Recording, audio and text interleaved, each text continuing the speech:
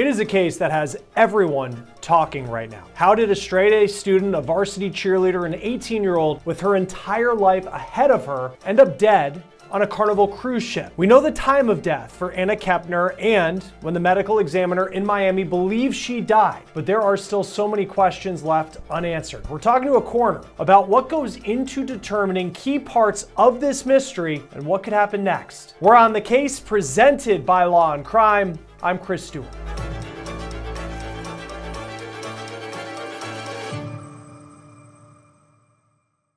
Hey guys, real quick, before we talk about this case, I want to take a moment and talk about this app called Upside that gets you cash back on daily essentials like gas and groceries. It's free, it's easy to use. I use it a lot when I pump gas because it gives me real cash back. It also works at convenience stores, even your favorite fast food place, and we are talking about real cash. After you spend, money will appear in your Upside account, then you can transfer it straight to your bank. This is what you do. You download the Upside app for free, then you buy whatever you plan to purchase. You pay like you typically would with your debit card or your credit card. Then you file a claim in the app and you get money back. So to find out how much you could save with Upside, click the link in the description or scan this QR code on our screen. Use promo code OTC to get an extra 25 cents back on every gallon on your first tank of gas. All right, let's dive into the clues that we have in this case. The girl Anna Kepner, who was found dead aboard a Carnival cruise ship over the weekend. Now, I'll have Dr. Nita Rutherford, the coroner from Richland County, South Carolina, here just in a moment to go over what actually goes into an investigation like this, what could go into an autopsy, how does an autopsy tell us what happens to someone when they die. But before we break down that part of it, I want to talk about what we know so far in this case. What you're looking at here is video that was taken by Sheldon Fox, who's a reporter with WSVN TV in Miami, and it is video of a body being taken off the Carnival cruise ship named the Horizon. This was on Saturday, November 8th. It was then transported to the medical examiner's office in Miami-Dade County, where they have released some very interesting pieces of information that we're going to talk about in just a moment. Here's the girl, though, that we need to focus on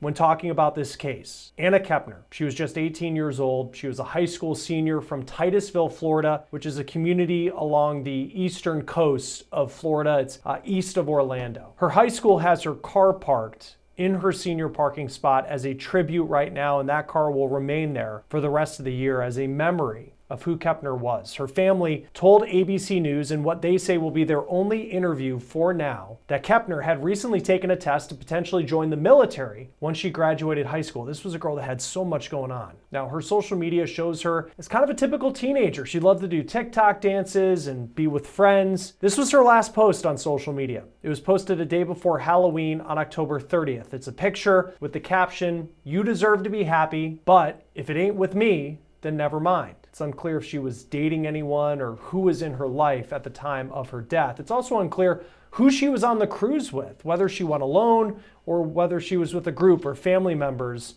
on the Horizon when she passed away. Let's talk about this ship that she was on, because this is a very unique setting for an investigation like this. The Carnival Horizon. We're talking about a massive cruise ship. This can carry roughly 4,000 passengers. I mean, that's the size of a small town. It's a floating city with 15 decks. So people, of course, can have an incredible experience on board as they vacation and go to different places in the Caribbean, like Jamaica, the Cayman Islands, Cozumel, Mexico. And then on board, you have a lot of restaurants, a lot of bars, a lot of places for people to spend their time during this week. And I'm sure all those places are being looked at by the FBI to try and figure out what happened to Anna Kepner. Now, we know through Anna's TikTok that this was actually the second Carnival cruise that she went on this year. This is a video that she posted in May of this year on a cruise with the caption, "I want to go back." It appears on that cruise she was with members of her family. But again, as far as this cruise, we don't know who she was traveling with. I did reach out to Carnival Cruise Lines for a statement, and this is what they sent me. Quote, "The death of a guest traveling on the Carnival Horizon voyage that returned to Port Miami on Saturday morning, November 8th, is being investigated by the FBI. Since this is an ongoing matter under the jurisdiction of law enforcement, it is up to the FBI's Miami Public Affairs Office to provide further details. Our focus is on supporting the family of our guest." I also reached out to the FBI. They have yet to get back to us, but they have confirmed to other media outlets that they are involved in investigating. You heard Carnival say that in their statement to us as well. But beyond confirming that Anna Kepner died, they aren't saying much more. Now let's dive into what we know at this point about this investigation, because according to the Miami-Dade Medical Examiner's Office, and this was a big part of this case, Anna's death has been determined to have happened the day before the ship returned to port on November 7th. The medical examiner lists Anna's time of death at 11:17 in the morning on Friday. That, of course, is a very specific time, 11:17 in the morning. Dr. Rutherford, the coroner who I'll have on in just a moment, we talked a little bit about what that could mean. Now, it is unclear how Anna died. They know, it appears, her time of death, but the cause of death has yet to be released. The FBI also just has yet to comment on this case, and they haven't said whether they believe foul play is involved in Anna's death. Her body has been handed over at this point to a funeral home near her hometown where she will be laid to rest. Initial autopsy results have not been released, and it could take several weeks for final results to be made public. That's per FloridaToday.com. So, if this is accurate information from the ME, that Anna died on Friday morning just before noon, and it wasn't until about 24 hours later that that ship returned to port in Miami, it's unclear when her body was found and what condition it was in and where it was found on board the boat. Now, the FBI says it is in charge of looking into suspicious deaths of U.S. nationals, but it's important to note just because the FBI is investigating this doesn't mean that there was foul play involved. Now, they have not yet used the term suspicious officially in this case, but on its website, the FBI says the authority of the FBI to investigate criminal offenses and enforce laws on the U.S., on cruise ships, on other vessels on the high seas, or within the territorial waters of the U.S. depends on several factors, including the location of the vessel, nationality of the perpetrator or victim, and we don't know if there's a perpetrator in this case, ownership of the vessel, points of embarkation and debarkation, and country in which the vessel is flagged. It does go on to say, generally the U.S. has jurisdiction over crimes committed on a ship if the crime occurs within the maritime jurisdiction of the United States and the vessel is owned in whole or in part by a U.S. person or company. Additionally, there is jurisdiction over crimes committed by or against a U.S. national on board a foreign vessel if the crimes occurs during a voyage having a scheduled departure from or arrival in the United States. Now, ships like the Horizon, again, they're massive. And the cruise line has its own security team on board the ship, and the company also has corporate security who communicate with the FBI about any potential crimes that happen on board. In fact, one of our experts earlier this week, a former FBI agent, said a lot of former FBI agents work on cruise lines in the corporate security space. Now, on its website, Carnival says it has invested billions in the last decade on security on its ships, and quote, all ships are also monitored 24/7 in a state-of-the-art fleet operations center at our headquarters in Miami. In addition to electronic monitoring of all ship systems, the FOC is staffed by technical, marine, operations, and nautical experts to provide troubleshooting and problem-solving resources to the ship's captain and leadership team. Now, it's unclear what kind of cameras they had on Anna the night that she died. Now, I want to keep reiterating because when you search this case online, you see a lot of speculation, a lot of internet rumors going around about how this young girl may have lost her life. And the truth is, the FBI is only confirming that Anna has died. We do not know anything about her cause of death at this point or what may have happened on board this ship. And again, the FBI hasn't said whether they believe foul play is involved. But if foul play is involved, it's important to note that that would be incredibly rare on a cruise ship. Now, the only information that we could find on that is from a blog called Luxury Travel Diva, and it cites information from the Cruise Lines International Association that says there have only been 15 deaths due to violence on cruise ships since the year 2000. So that would be incredibly rare if that is the direction that this investigation goes. Now, we are seeing some posts by people who say they were aboard the Horizon the day that Anna died. There's one woman who was aboard the ship who wrote on Facebook, quote, "We were hit with the emergency call that morning, but never did we expect to learn of this tragedy." Then there's another traveler who writes, quote, "A young 18-year-old girl named Anna Kepner was found deceased on the ship we were on, the Carnival Horizon. On Friday at around noon, as we were sitting in the Havana pool area, we heard the medical emergency called out over the ship's intercoms." Now, if her date is right, that it was on Friday that Anna's body was discovered, what happened between that point and then the time that the ship arrived back at Port Miami on Saturday. Now, as so many questions surround her death, we are seeing so many people pay tribute to this girl who lost her life, a girl with such a bright future ahead of her. In their interview with ABC News, Anna's family said that she loved the water. She had a boater's license, she was scuba certified, she reportedly loved spending time with friends, shopping, makeup, as typically teen girls do. Her family described her to ABC News as a happy, bubbly, straight-A student with a bright future ahead. Her family said Anna had just finished taking that test to join the military after high school, and her family explained that she was in gymnastics at a young age, and she went on to be a varsity cheerleader. Kepner went to high school at a place called Temple Christian School, and the school has posted several tributes to her since her death. One written by a teacher that says, quote, "You were a bright, kind-hearted young woman whose presence brought warmth and energy into the classroom. Your curiosity, your gentle spirit, and the way you cared for those around you made a lasting impression on me and everyone who knew you. I will miss you poking your head in my office to say hello, and that turning into a fun 15-minute conversation. Losing you is heartbreaking, yet I remain grateful for the time I had with you and the privilege of you becoming part of our TCS family. Your absence will be felt every day, but your impact and the memories you created will continue to live on in our hearts." Joining us now to talk more about this investigation and where it could go from here is Dr. Nada Rutherford, the coroner for Richland County, South Carolina. Thank you for your time, as always, with investigations like this where we're still waiting to learn more information. One part of this investigation that seems to have be a real sticking point, which we're waiting for what's coming, what could come next, is the time of death that the Miami-Dade medical examiner lists at 11:17 in the morning on Friday, November 7th. What does that tell you?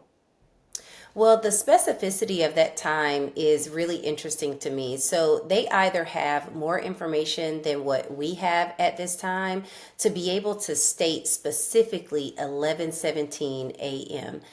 Normally, when we do a pronouncement of death, and especially if it's the next day that we're discovering the body or in contact with the body, we're going to give an estimation like, oh, between 9 and 11 a.m. or between 10 and 11 a.m., whatever that time frame is, because we may not know exactly. So this tells me that either they have direct line of communication either with her phone, whoever was last known to talk to her. The timeline that led up to that 11:17 is going to be very important, and I think that's how they have this specific time. And, you know, it's also important to know we don't know on this cruise ship, which it's one of those massive 4,000 passenger ships. It's like a floating city on water. We don't know where her body was found. Was it in a stateroom? Was it in a restaurant or a pool deck? We don't know. But could the 11:17, so that also could mean, let's just say if her body was found in whatever position, when someone found her, it was at 11:17 in the morning. It doesn't necessarily mean that that's her last breath was 11:17. Exactly, unless they have cameras. So if they show her, I had a really weird case one time where a girl went in, she's seen on camera and she just lays down, but she never gets up. And so they put the time of death. She was acting kind of weird prior to laying down. And so the time of death was listed at the time that she stopped moving. And so we had a very specific time. So it could be a situation like that where she was found in kind of a public area and they can see on the camera that maybe this is when she stopped moving or when she stopped breathing, or that there ceased to be signs of life. And when it comes to the time the ship arrived back in Miami, so it appears from what we can tell, this was like a 6-day cruise to the Caribbean and then makes its way, it leaves Miami and then it returns to Miami, and her body was allegedly, well, we don't know when it was found, but the time of death, 11:17 on Friday. The ship's not back until the morning the next day.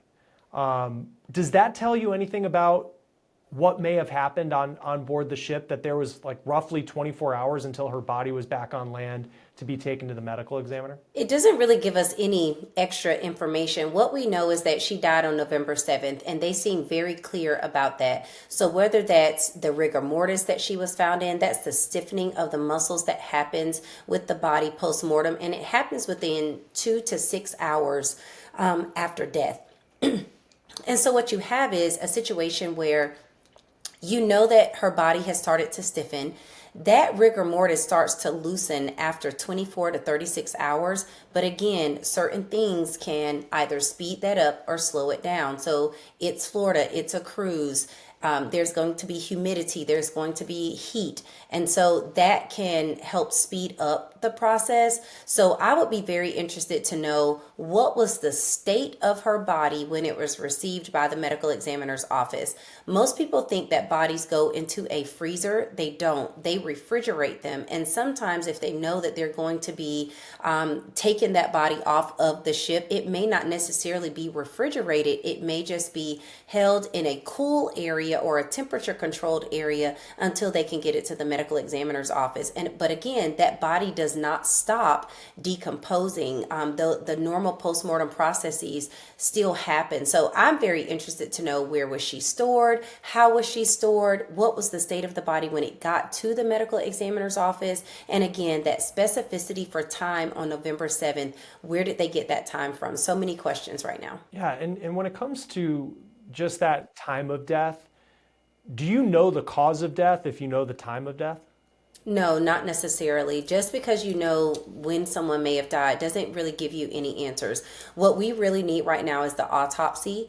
I need an external examination to tell me what was seen on that body. Are there strangulation marks? Are there any signs of trauma? Are there any defense wounds? Does a rape kit need to be done? I would be very interested to know, what are the contents of her stomach? What does the toxicology show? Is there anything in her urine? So again, a full autopsy with full toxicology, vitreous, urine samples, blood samples. I want to know it all. A lot of times for us, I mean, certainly as the ones who cover true crime, people watching this who consume the content, we typically just talk about the results of an autopsy, but you do those, I'm sure, on a daily basis. Mm-hmm. What exactly is an autopsy? You know, this body arrives, you know, is on the in your office. What do you do to learn the story of it and how it got to this point? Well, there's two parts to it. So there's the investigative arm, which is going to come from the FBI at this point, because we know that they handle those, that's their jurisdiction when a death happens at sea. And so we will definitely need the information from the FBI. But in terms of the actual autopsy, the science of it, that body will be received, the chain of custody will be confirmed. Then the bag will be opened, the body will be examined and photographed before it's even touched. It will be examined and photographed just visually. Any marks, scratches, puncture wounds, the position of the arms, the eyes, is there tache noir noted there? Because that also tells us about time of death. It's kind of like a dark line that goes through the eye, and that can sometimes give us some information about when this body may have become deceased. And so we look at all of those things front and back. We annotate all of those things. And then the Y incision is created. So you start at the shoulders, you come down, it literally looks just like a Y, it goes past the belly button, and then the body is opened up. The chest is cracked open, the breastplate is removed, and then one by one the organs are examined and removed from the body. They're weighed, and then they are dissected in order to see if there's anything like a pulmonary embolism in the lungs, if there's any sort of like a hemoperitoneum, or you can have a bleeding around the sac of the heart or fluid around the sac of the heart. We look for all of these things to see if there are any abnormalities in the weight of the organs or in the visual appearance of those organs. Then samples are taken. So you're going to usually you take samples of every piece of the organ, and then they'll put them on slides. They'll take different cuts of the brain and again the other organs. They put them in what's called cassettes, and then they take them to the pathology lab, and a forensic pathologist examines those for anything that cannot be visually seen just by the naked eye. They put them under microscope and examine them further. So sometimes you can see things like calcium oxalate crystals in the kidneys because someone was forced to drink antifreeze, and they may not have known it because it's a colorless, odorless, kind of sweet tasting something that you could put into someone's drink, but that may not be readily apparent at autopsy, but it could certainly be seen when you put that piece of kidney underneath the microscope. You'll see those calcium oxalate crystals. So an autopsy is a very involved process. They will also draw the fluid from the eye, like vitreous. They'll take blood samples, and then they'll also take urine samples in case there is something in any of those tissues or the fluids that could tell us more about the cause of death. How long does that take to do an autopsy? I mean, if her body was, on Saturday morning brought to the medical examiner's office, what happens then? So it depends on the workload at that office. Here in Richland County, we try to do autopsies within a 24-hour time frame. I am learning after speaking with people across the country that is very rare that an autopsy is done either same day or within 24 hours. So most of the time, the autopsy is done within a 7-day time frame, and they collect all of those things. You have to think, when the blood stops pumping through the body, everything stands still. But you want to try to collect those fluids as soon as possible so that you don't get interference from the body breaking down and having extra things in there, such as alcohols. So your body will naturally create alcohols as a byproduct of the postmortem breakdown process. And so you don't want anything that's going to cloud your investigation. So I would imagine that they would try to do this autopsy as quick as possible. And when it comes to her time of death of being roughly a little bit before noon on Friday, the ship isn't back at port until the next day. We don't know if the FBI had someone fly out on, say, like a helicopter or get to the boat on a smaller, get to the ship on a smaller boat to start the investigation. I mean, and again, we don't know if there's foul play involved here, but I mean, how much time do you have once you find a body to take in what could be a crime scene, or at least the important evidence surrounding it, to start an investigation? Because I don't know what happened on the boat for the roughly 24 hours after she was found. It seems, if that's when she was actually found, between the time that happened and then the time that her body's taken off of the ship.